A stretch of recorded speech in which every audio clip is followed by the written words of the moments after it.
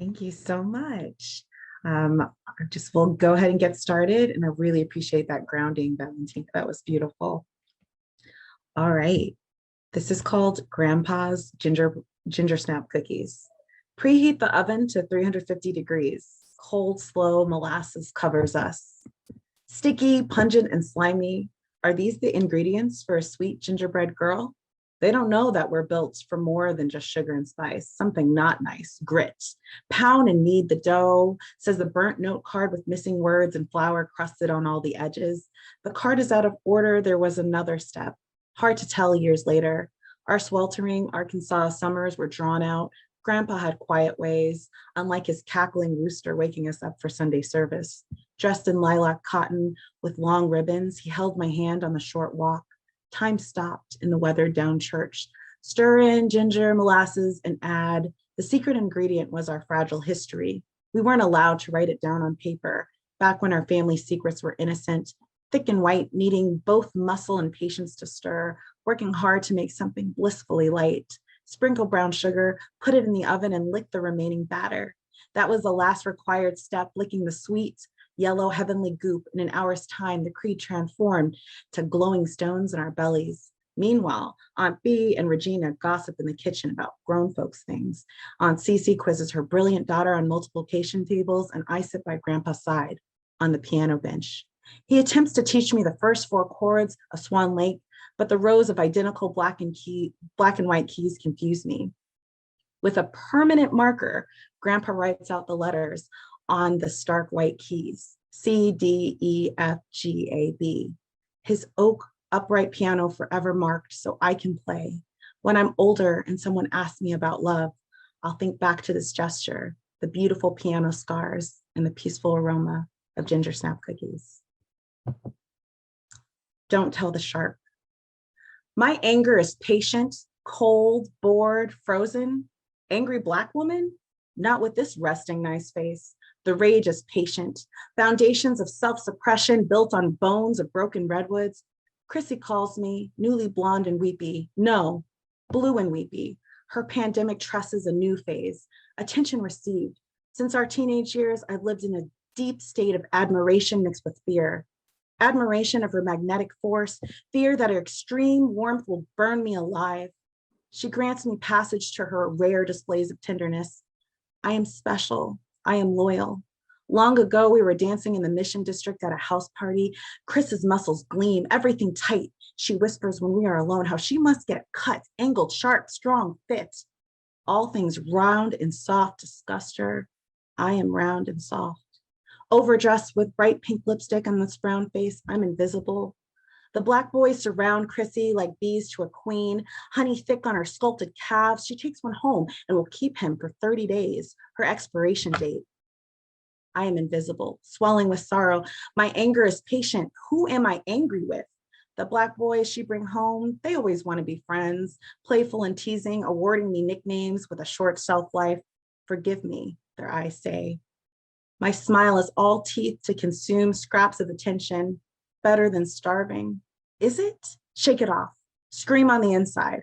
She hates her white daddy and I say I hate my Black daddy, and interracial dating pisses both of them off. She laughs and it fills the moon.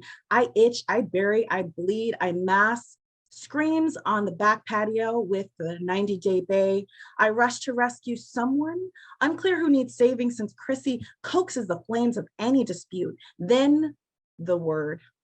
It travels quickly with daggers to the destination. I freeze, the forbidden word spilling from her lips, a weapon to this Black boy who heard it everywhere, but with the white woman he lays with. Shame and hurt flood my senses. Fury crawls up my back. It is all inconvenient. Shake it off, lie to myself. Easier to forgive her than to punish her. She crumples into a heap and cries. I drive her home. I keep her secret. I stuff it all down to vomit up years later. My anger is patient.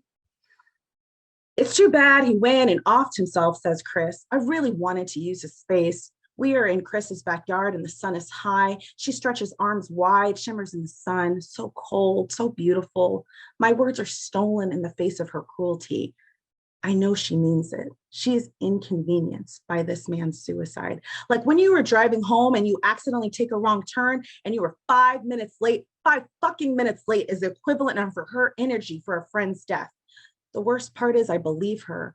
Older versions of me make excuses for her abandonment issues and childhood trauma, but the twinkle in her eye, like she's letting me in on a secret, the hint of a smile in the corner of her mouth, this is the truth. It is my turn to speak. Brian killed himself? A quiet echo to the narcissus on my right. Oh, I didn't tell you? Yeah, he ran out of money. It was like back in March. Oh, wow, that space was so nice. I too have hung in the balance of life and death. She knows this. I was even in a documentary about it, streaming on Amazon. She's seen it twice. Shit, she's even in it. They cut her out on the editing floor, cut her out. I leave her in the friendship that day, and unlike times I tried before, I know this will stick. Slowly, I untangle the complex web of guilt, love, and fear, loyalty, Black savior, complex extinguished. There's no conversation. My girl Tia says, if you were in the water with a shark, you don't tell the shark you are leaving. If you are in the water with a shark, you do not tell the shark you are leaving. She smells blood. I sage my body and my house. I light a candle for Brian. I will not save this white woman who steps on the necks of others and spits in the face of life. So I leave her. At last, I leave. Whew. Okay. I'm gonna read two more. Thank you. A sea of Black and brown faces of all expressions peer into my soul. Collectively, we take a breath. I live in a virtual Black oasis. For 6 months, I focus on facilitating healing spaces for Black employees locally, nationally, and internationally. This work has undoubtedly shaped my life. Before each space, I light candles and incense, set an intention with my ancestors and clear my mind. Through some kind of alchemy of past trauma, I embody this expansive healing work. Bone tired, soul tired, they come to share, listen, or just exist. We witness each other and hold space for the untold stories that are screaming to get out. Many tears are released. We welcome anger, sorrow, joy, and all the stages of grief of being Black and alive. Some elders speak about progress made and their hope for a real change in their lifetime. Some say it is not enough. Many are suspicious of the hollow institutional apologies, the sudden flurry of hashtag Black Lives Matter in their social media, and they wonder, is this all performative justice? There is space for multiple realities and experiences. We do not use the language of mental illness in these spaces. We have an unspoken understanding how our hearts may beat a little faster following slow beads of sweat if our Black loved one does not return fast enough from an errand. The double Dutch code switching thought process ignited when approached by a non-Black colleague to process their guilt about racism, join the diversity and equity inclusion team, or lead a conversation about race and equity for staff. I sit through stories of eager white allies with book clubs and promises. I hear an almost equal mixture of hope from this new awakening and suspicion that this is just the flavor of a week. Business will go back to normal soon enough. Some folks want to educate, and some people want to stop educating. We hold folks as our biracial folks come to terms with how their family members really feel about Black lives. Some struggle with not feeling Black enough. There are stories laced in guilt for not correcting coworkers on their microaggressions, not going to the protests, and not doing more. How will we talk to our children about this? We hold our breath collectively as we hear from one man in this group who just got pulled over by a police officer. His small child asked from the backseat, "Daddy, is he gonna kill us?" Our heart echo in his heartbreak. This is not just a moment for us. We explore Black joy, the imperative to moving on from surviving to thriving. I share wisdom from Audre Lorde, and there is music and dancing and even laughter. The space is as complex as our experience. I tell them there's no one way to be Black. We are not a monolith. I tell them as much as I tell myself. I've learned as much as I taught. We will rise. The truth is, we've been Black this whole time. Thank you.